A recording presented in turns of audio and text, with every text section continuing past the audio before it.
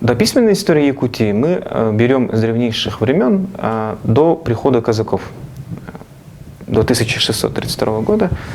Будем считать, что это опорная дата, когда Петр Бекетов приехал в Ленский край, основал Ленский острог, с этого начинается письменная история.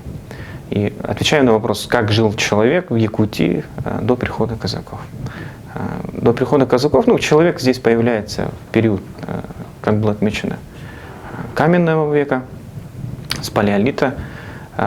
Если говорить конкретно о народе Саха, о скотоводах, коневодах, то мы с вами говорим о том, что первые скотоводы, коневоды начинают проникать на территорию Якутии с XIII века. До прихода скотоводов и коневодов на территории Якутии у нас жили народы, которые мы относим к палеазиатам, те народы, которые занимались оленеводством, это те народы, которые говорят на тунгусо-маньчжурских языках, авены, венки. Первые скотоводы-коневоды начинают проникать с XIII века, и начиная с XIII-XIV веков нашей эры мы говорим о том, что здесь на территории Якутии появляется новый тип хозяйствования – аласное скотоводство.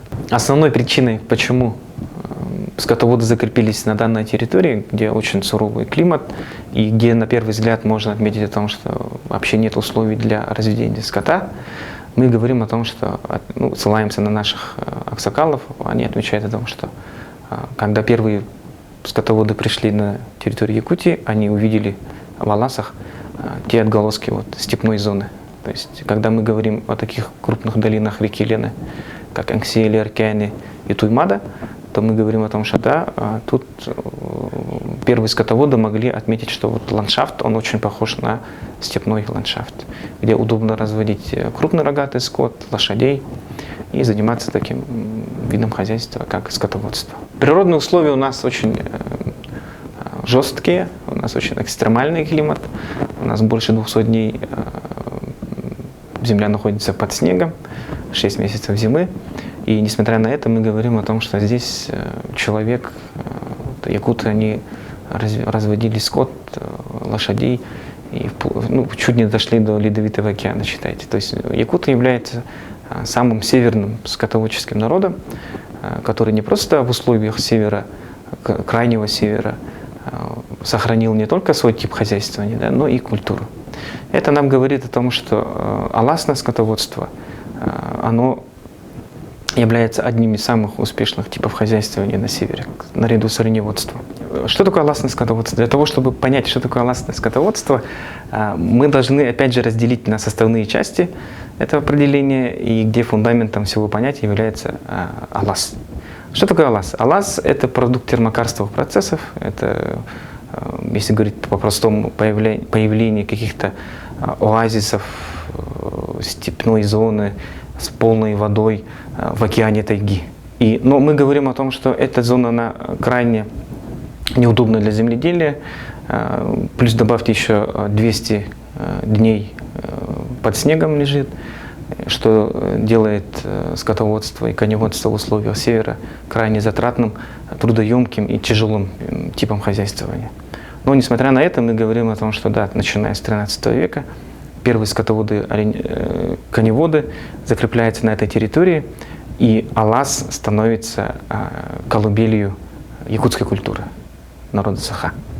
И отмечаем о том, что алас – это и есть фундамент такого традиционного культурного ландшафта в Якутии. Когда мы говорим о том, как жили древние якуты, мы себе представляем алас, в этом аласе хозяйственные постройки, заборы, изгороди, и вокруг этих изгородей пасутся коровы, лошади, стоят там серге, урага, летнее жилище якутов, балаган, зимняя юрта, например. Да? То есть это классический якутский ландшафт, и он начинает формироваться примерно где-то начиная с XIV века нашей эры. Аласное скотоводство, оно имеет характер распыленно-сезонного. Как понять? Распыленно-сезонно это означает о том, что, опять же, возвращаемся к описанию традиционного образа жизни якутов. Они жили отдельно по аласам.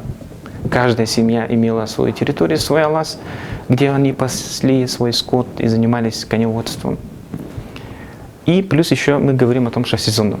Якуты как народ это полукочевой народ, то есть мы все знаем прекрасно о том, что делают якуты. Летом они переезжают в Сайлык, летник, а зимой они переезжают в зимник, Кыстык. Полукочевой вид скотоводства. Это определяет, опять же, образ жизни якутов. Какие-то обряды, связанные с переездом в Сайлык, какие-то нужно придерживаться определенных там, календарных каких-то дней, какие-то приметы, суеверия, религиозные какие-то моменты, которые определяют черту для того, чтобы сменить свое местоположение, то есть переехать или в зимник, или в летник. Это определяет образ жизни якутов. То есть, если говорить о том, что якутские богачи, богатые скотоводы, байдар, у них было много аласов. Они объезжали эти аласы определенные периоды времени, и в каждом аласе у него жила определенная семья. То есть, когда мы говорим о многоженстве якутов до прихода казаков, то можем теоретически отметить о том, что да, это своеобразный способ ведения хозяйства. Понятие далбар-хотун, то есть хозяйка двора.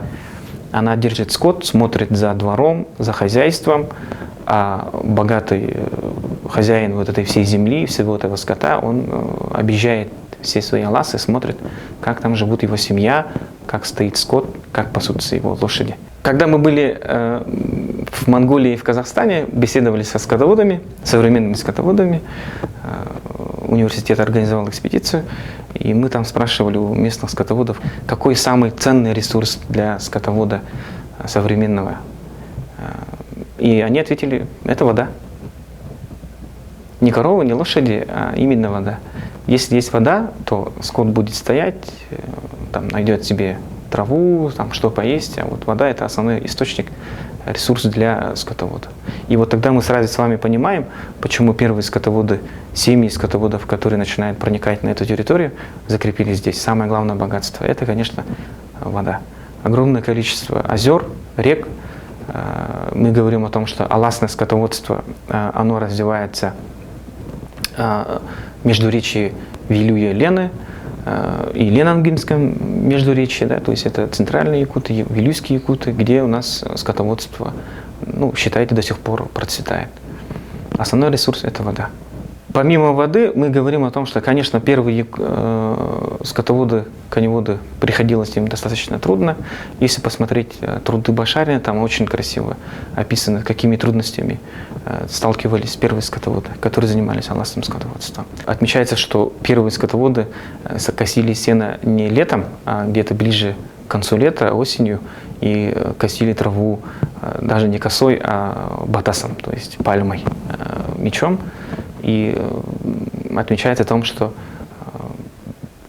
да, охота и рыбалка была очень таким мощным подспорьем для первых скотоводов и коневодов, которые начинают проникать на эту территорию. Охота и рыбалка начинает вытесняться, начиная где-то с 15-16 веков, когда у нас полностью формируется якутский тип хозяйствования, аласного скотоводства, когда оно начинается не адаптироваться. Когда мы говорим, первые скотоводы начинают проникать на территорию Якутии, они адаптируются к условиям, природным условиям, климатическим условиям, ландшафтным условиям каким-то, да, то примерно где-то до прихода казаков 17-16 века мы говорим о том, что да, тут у нас процветало скотоводство.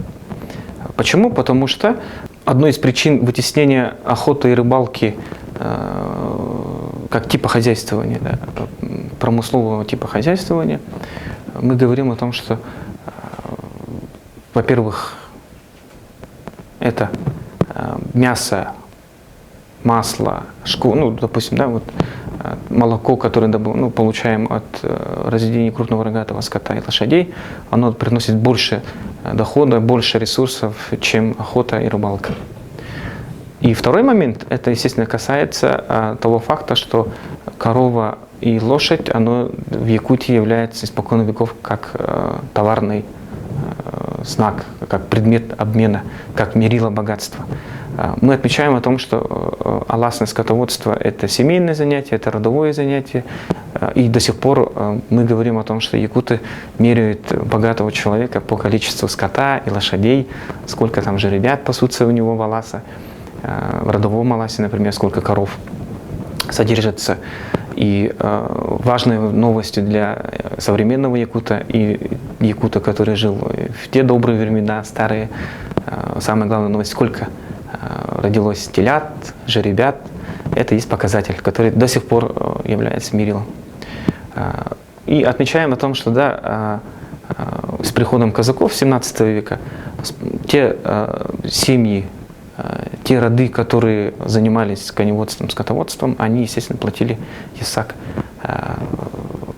лучше, чем те народы, те семьи, которые собирали, ну, там, занимались промыслами, да, охотой и рыбалкой.